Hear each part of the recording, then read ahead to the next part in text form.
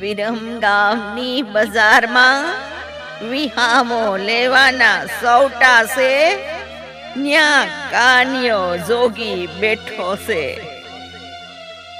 વિખરાઈ ગયેલા માથાના વાળ હશે, ખંભા ઉપર ભગવું લુગડું હશે, પડખે પૂજા પાનો બચકો પડ્યો હશે.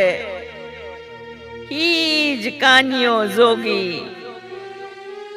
અત્યારે એની માતાનો પૂજાપો લેવા આવ્યો છે. આ છોકરાઓને ન્યા સૌટામાં મોકલો, ન્યા કાનિયો જોગી મળી જાહે.